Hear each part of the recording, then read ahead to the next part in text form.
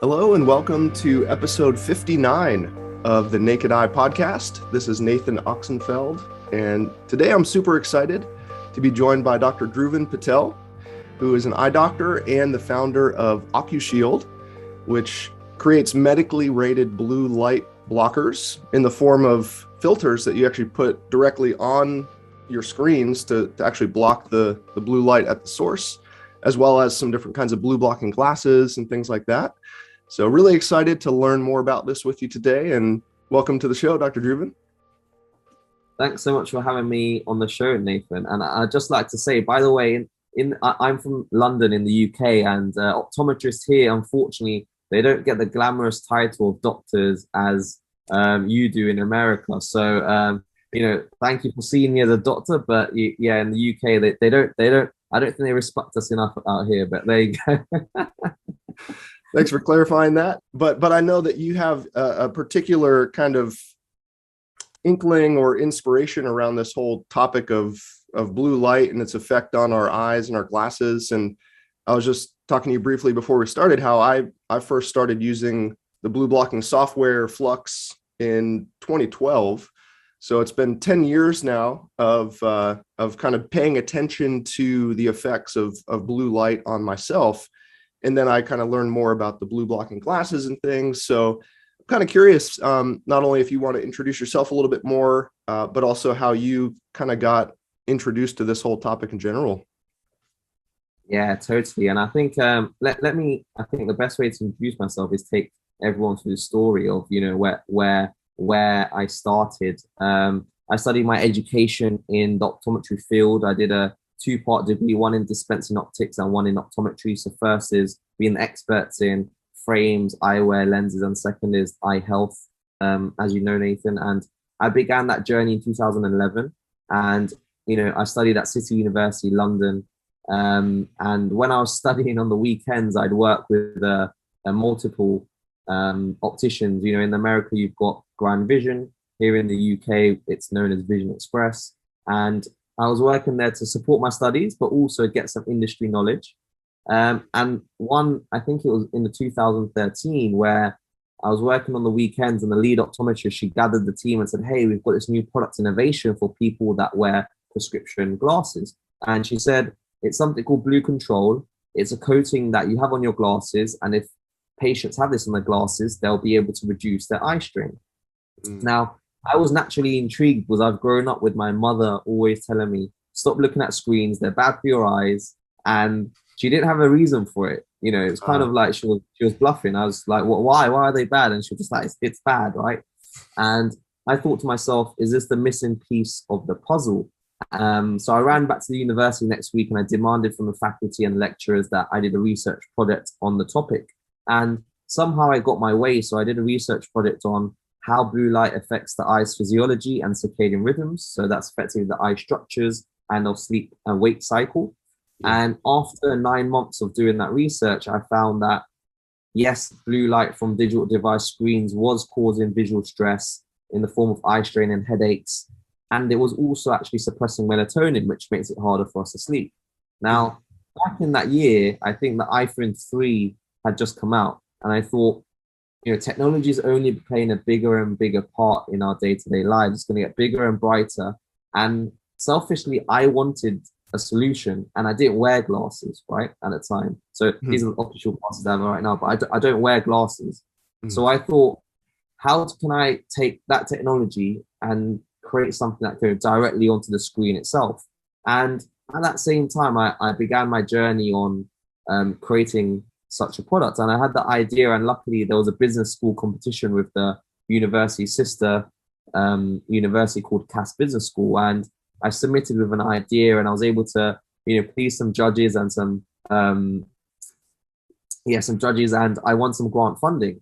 And with the grant funding, my student loan and just a bit of hustle, I was able to work on a prototype. And by 2015, January, I developed the prototype. And every time I was speaking to customers or just people, I told them, hey, I put up a website. If you're interested, leave your email. And somehow I must have got 1,000 customer pre-orders by then. And I kind of had enough capital to launch the first line of products. And that's, where Ocushield started. We were screen filters to begin with. And You know, as the years went on, in the UK, you've got to work as an optometrist in profession and do some exams within. So I had to do that for a year or two.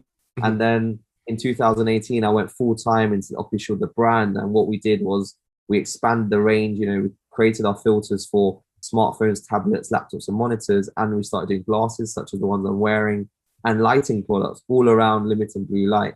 And yeah, now in a nutshell, Ocushield is a direct-to-consumer brand, and what we care about is letting eyes thrive. And we want to create the best products for blue light blocking products. And the reason is because one, I'm an optometrist, and I like to, you know, we're FDA registered and MHRA registered, which is the equivalent of FDA in the USA. So we're all about making sure we're science-backed. But yeah, so that's been my kind of journey up until now. And like you, I did start with software as well. I use Flux. And what I found for myself was I know blue light was affecting my eyes during the day, but I didn't like working the day with an orange screen. And I tried to find a balance. How can I create a product where I would be comfortable using it, but it also gets rid of the spike in blue light, so it has a positive effect. And that's what I tried to create.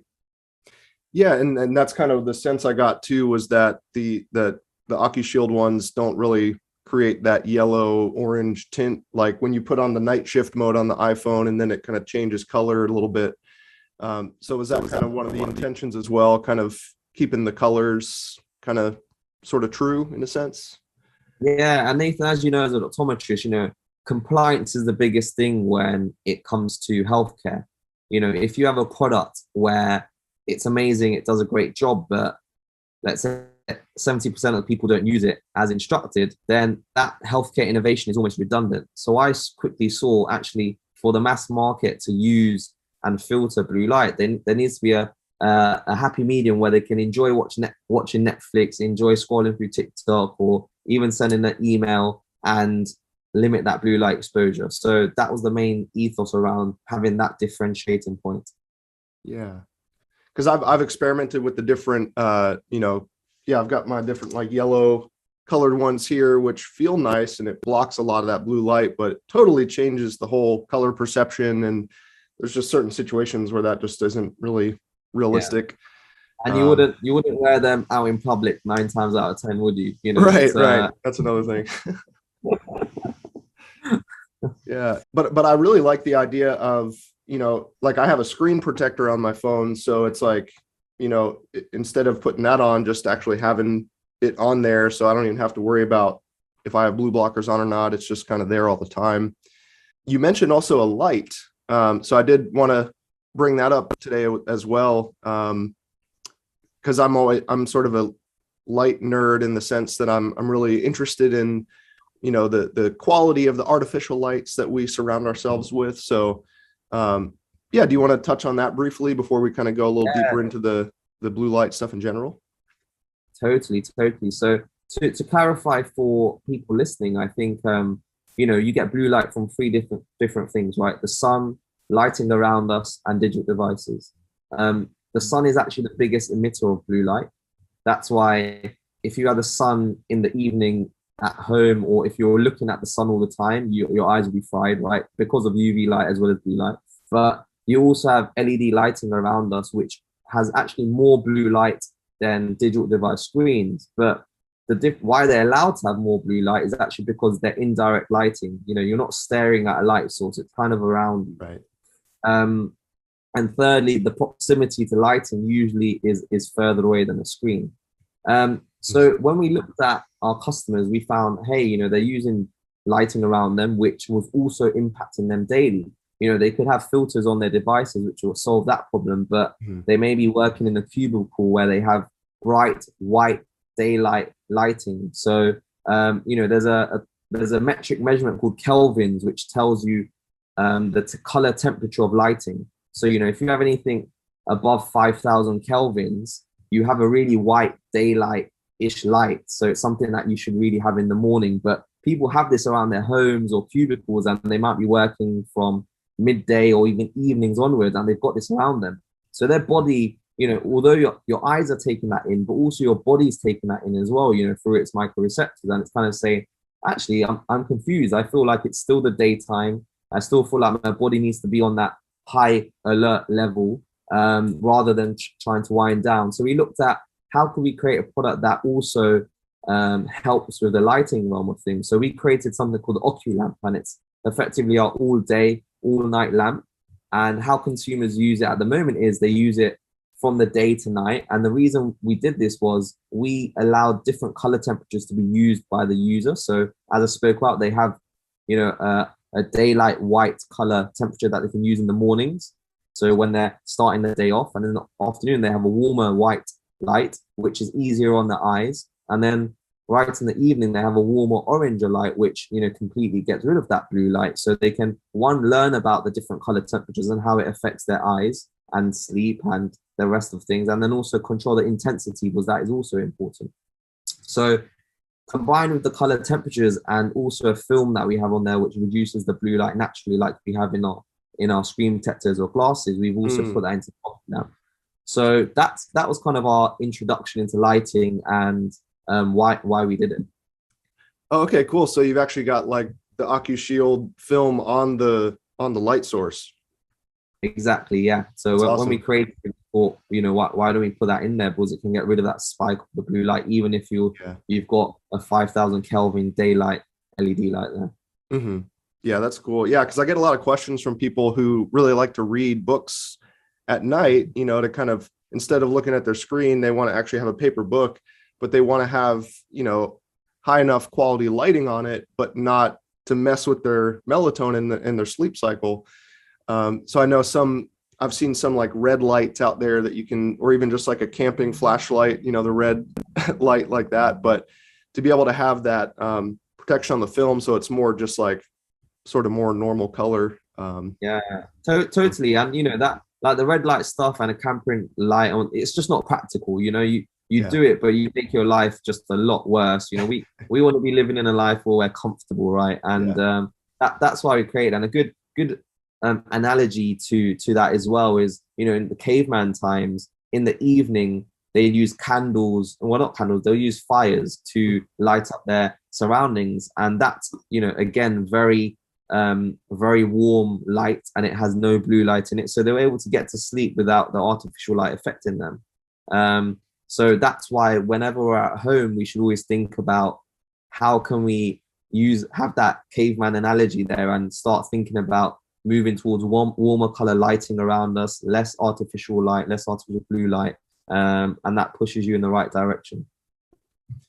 Well, I'm really glad that you've gone in the direction of lighting as well, not just blocking the blue light from the screens and stuff, but really getting people thinking about how we don't just take the light in through the eyes, like you mentioned, all those little sensors in the skin, and how that can send information to the brain and the hormone releases and stuff. And I guess that was something that I was not as aware of. I really just thought, oh, light just comes in through my eyes, that's it. And it's a lot more than that. So hopefully people are kind of thinking about their light environment as they listen and kind of think, oh, well, what am I actually exposing myself to? I'm really curious to hear from you about not only the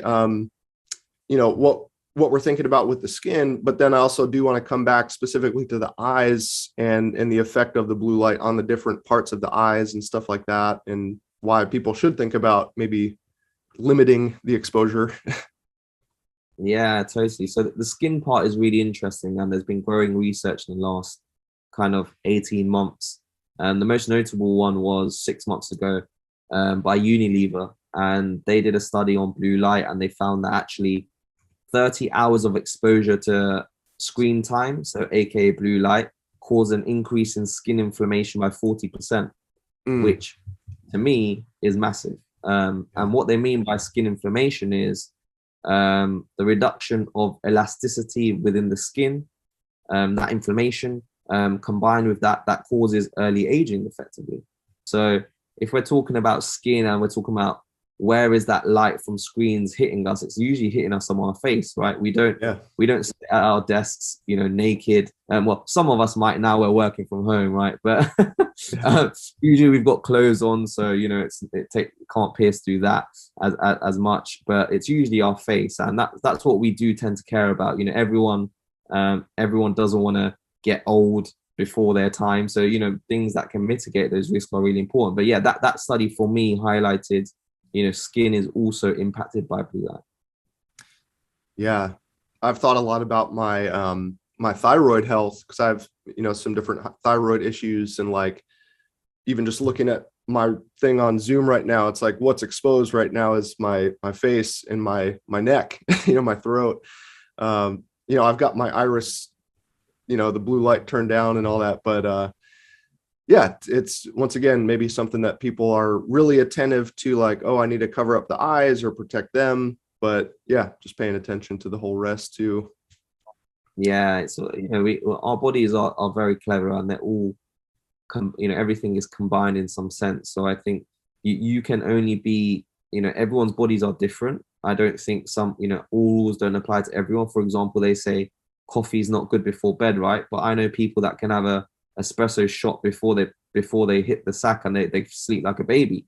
And you know, everyone's variable. And the same thing applies with blue light. Some of us might look at screens and it doesn't affect them, but others, again, you know, it's looking at your variability. You might have to reduce your screen time significantly, maybe 6 hours before bed, whereas some people maybe only a few hours. So it's all variable to everyone.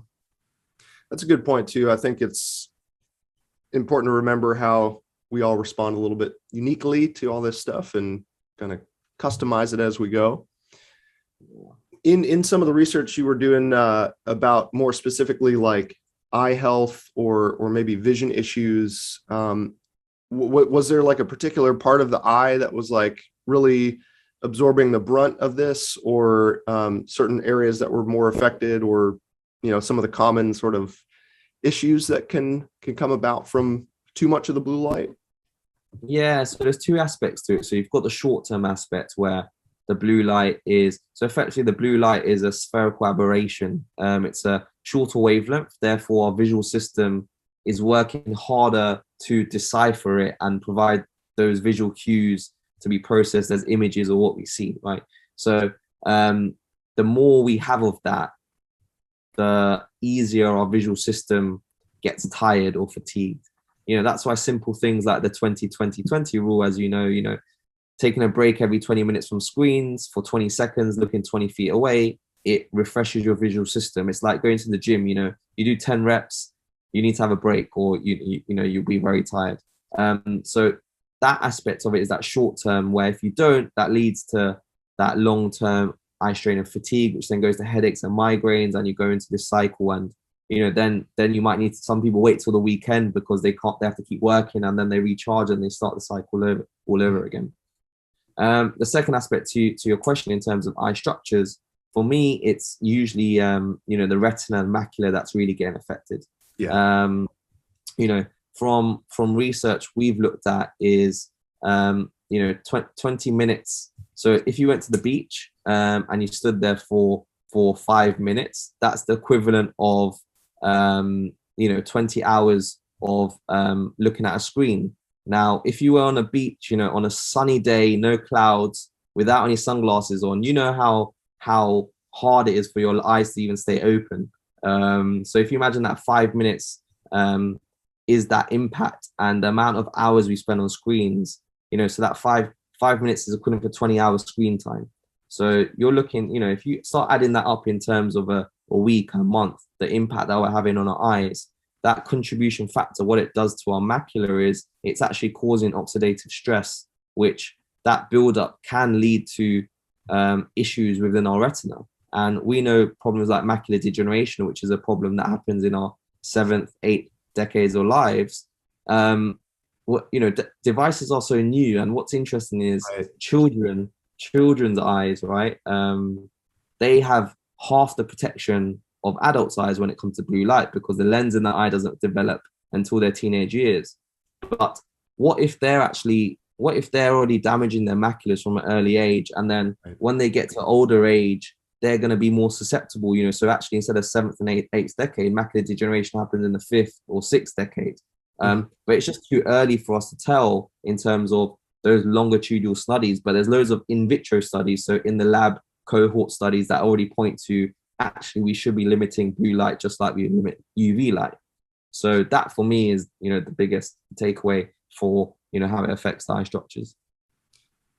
Yeah, I had a feeling that, where the light lands in the eye on the retina, affecting the macula would definitely be a kind of hot spot for issues with the blue light. Have you run into anything about its effect? You brought up how as kids reach their teenage years, their lenses kind of develop more fully to actually maybe protect from the blue light naturally. Have you encountered anything of the blue light's effect on the lens development, or like maybe even like cataracts, like connection of cataracts and blue light at all? Yeah, so there's research out there that blue light, and we already know UV light causes thickening of the lens in the eye, and also it's becoming the example I always give is we start off with a clear window. If you imagine the lens as a clear window, and as we get older, that becomes a bit gray and it stops letting light in. But blue light does speed up that process because again, it's it's similar to UV light, short wavelength, and it's going to contribute towards maybe those cataracts again. Instead of getting them being mature at the 60, 70 age, you're going to be pushing that a little bit earlier with devices, us utilizing more devices and blue light around us. Yeah. Yeah, I'm sure that it's all so connected. So I think if the health of one part starts to suffer, then might pull the others with it. Yeah. Maybe kind of a curveball question is, do you have any take on, like, for example, night shift workers, people who, this whole connection with the circadian rhythm of like the blue light might mess with our melatonin production and then we can't sleep at night, but then there's a population of people out there who have to not sleep at night and sleep during the day when the sun is out. So have you looked into that like realm at all of ways to kind of mitigate some of that? Yeah, so what's interesting is again, it comes back to our bodies are very intelligent and they're very unique. And people that do night shift work, their bodies almost change. They have to adopt because that's their routine. They're forcing themselves to stay up and then sleeping during the day. And it ties into research that's looked at people that travel abroad and jet lag. It shows, if you've gone to a country where there's 8 hours of time difference, it's going to take you a week for you to get back into your optimal routine. It's almost like an hour a day. And but once you're there a few days, you've kind of got into the routine and you've amended yourself. So our bodies and our circadian rhythms are quite good at changing that. And then when it comes to night shift workers, unfortunately, their body's automatically shutting down and they're kind of doing the opposite. So even when they're trying to get to sleep during the day, they're gonna have to try and cut out that natural and artificial light to get to sleep, right? But I think with night shift workers is over a certain period of time, after a few weeks, their body's so used to it that it almost overpowers these cues. And if it doesn't, then they know what to look at, right? It's kind of getting rid of that artificial light, that blue light, whatever in their environment if they can't sleep in the day. But 9 times out of 10, if you've not had any sleep, you're gonna wanna go to sleep during the day. But yeah, their bodies almost wire themselves differently. They'll have melatonin coming out during the day rather than the night, which is a complete shift in what our biology says and does. Yeah, and it's kind of easy, I guess, on the surface to sort of consider that as sort of unnatural, so to speak. But you brought up like thinking about our ancestors or cavemen and stuff, and I would imagine that there would be certain people who had to be working the night shift and keeping a lookout, and maybe it's not as out of the ordinary as we might think. No, totally. That those things happened back then. So that exactly, our bodies have it in them to fight or flight is there. They have it to adjust. That our bodies can react. So there's I think everything in our biological system can almost be rewired if you form a persistent habit or you put it through, enough change, it can alter itself.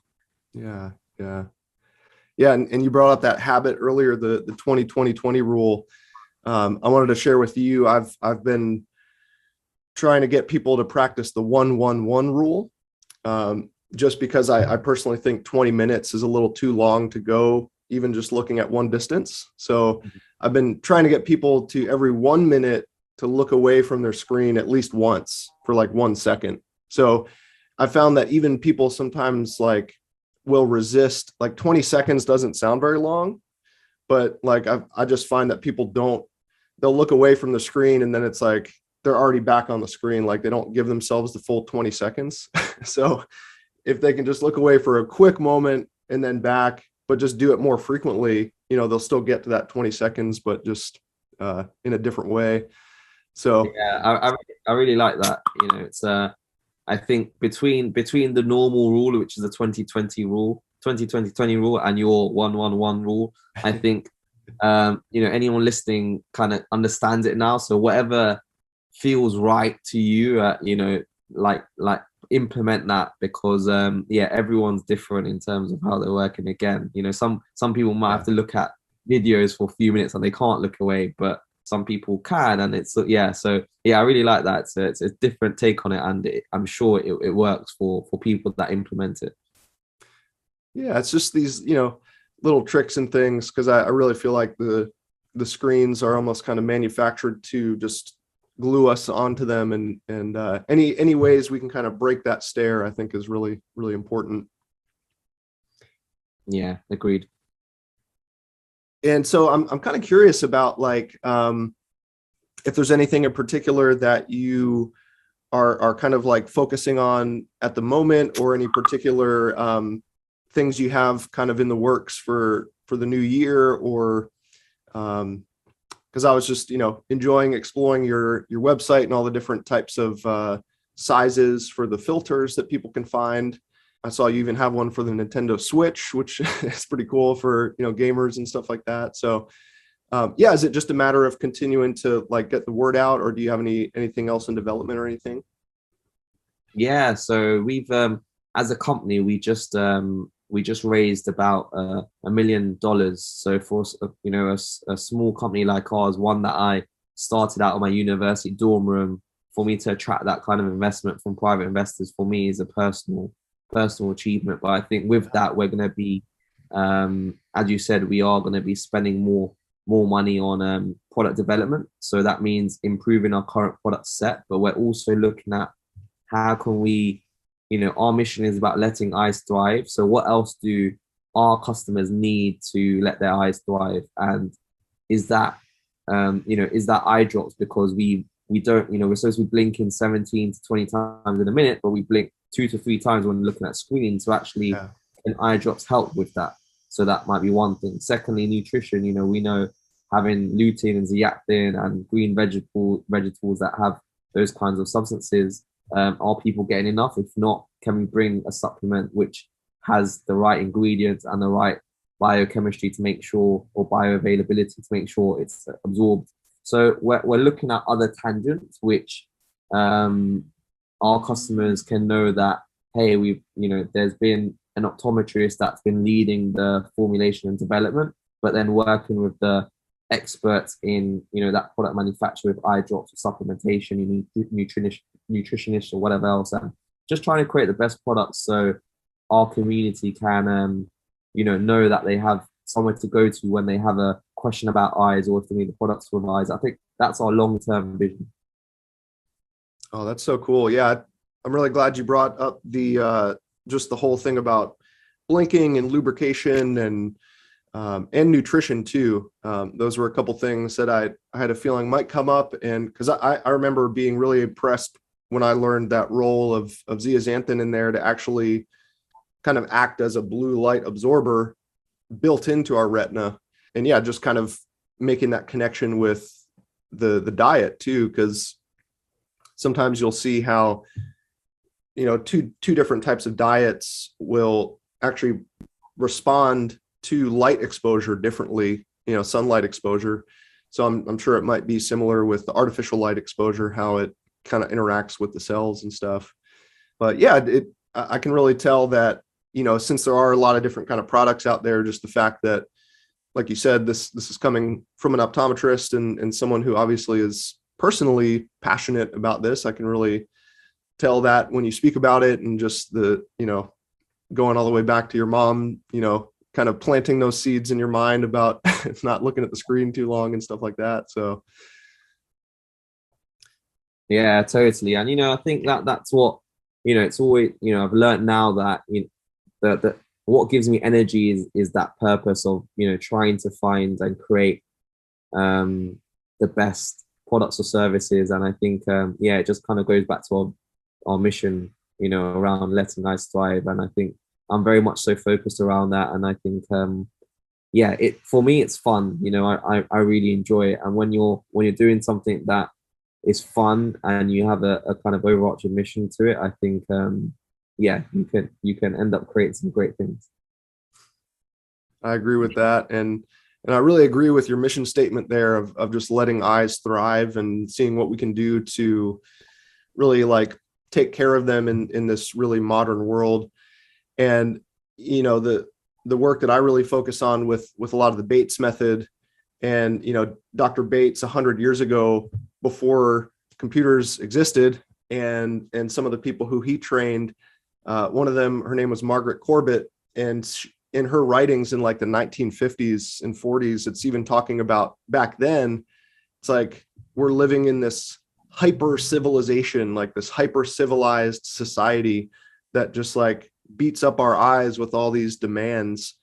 And that was in the 40s and the 50s before any of this, technology came out. So we're just only that much more in that direction. And with, all the pandemic and people being forced into the screens that much more. So it's good that there's people like you out there kind of on the ground to see what we can do to really preserve our eye health as we live in this modern age.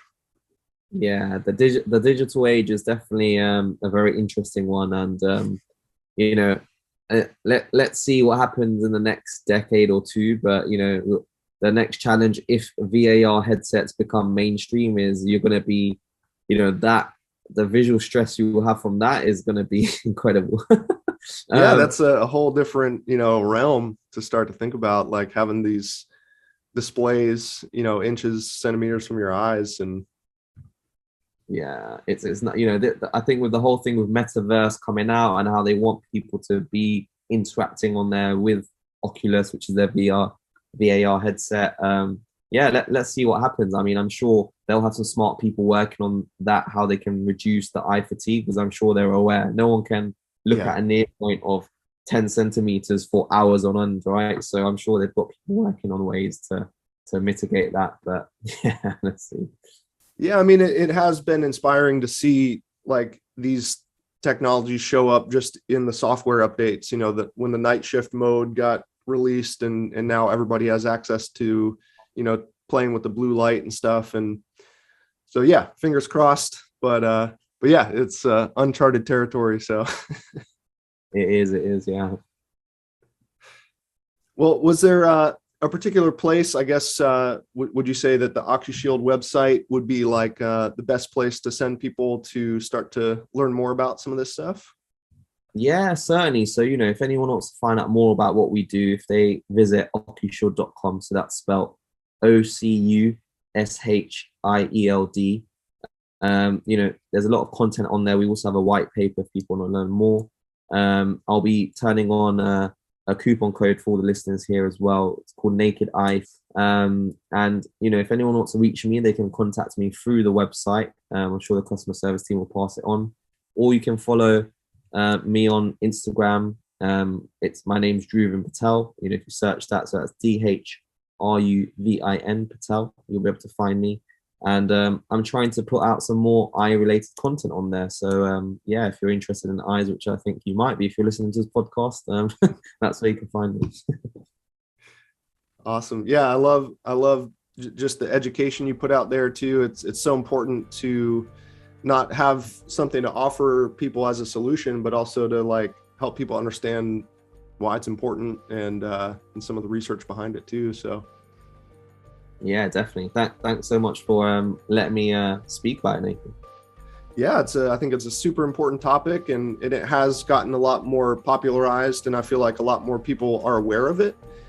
but yeah, I think it's important to really make sure that the facts are out there, and you're spearheading the mission there. So really glad we could touch on some of these topics today, and yeah, I'll look forward to trying some of these out. I just ordered a Nintendo Switch for a little Christmas present for myself, so that's on its way, and I might have to try out the Nintendo Switch filter on there. So nice. Well, yeah, let me know how you get on, but thank you so much for having me on the podcast, Nathan. Absolutely, yeah, really good to have you today, and thank you to everyone listening, and we will check in with you again next month.